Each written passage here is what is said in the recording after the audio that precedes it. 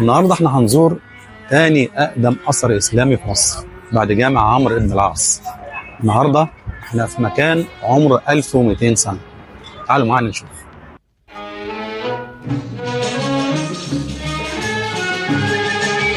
المكان اللي احنا فيه النهارده تم بناؤه عام 247 هجريا 861 ميلاديا بأمر من الخليفة العباسي المتوكل على الله، واللي قام بتصميمه عالم الرياضيات والفلك أحمد الفرغاني.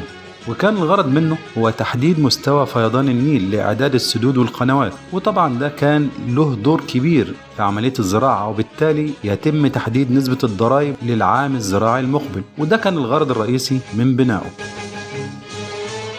والمقياس عبارة عن بير مكون من 3 طبقات، القاع وهو على شكل دايرة، والطبقة الوسطى على شكل مربع ضلعه أكبر من قطر دائرة القاع، والطبقة العلوية والأخيرة هي كمان مربعة لكن ضلعها أكبر من الطبقة الوسطى.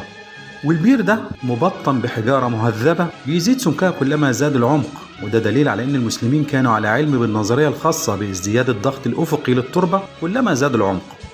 وبيتوسط البير عمود رخامي مثمن الشكل طوله 19 ذراع، يعني ما يقرب من 12 متر، يعلوه تاج روماني ومحفور على العمود ده علامات القياس، ويرتكز على قاعدة خشبية من خشب الجميز لأنه الوحيد اللي ما بتأثرش بالمية.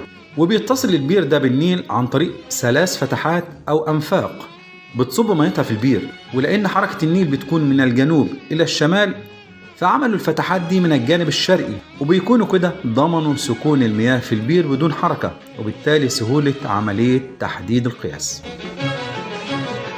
والمكان فيه نقوش كتير بترجع لعصر أحمد بن طولون، وكتابات أثرية وآيات قرآنية كلها لها علاقة بالمياه والنباتات والرخاء. يا ترى عرفتم كنا فين النهاردة؟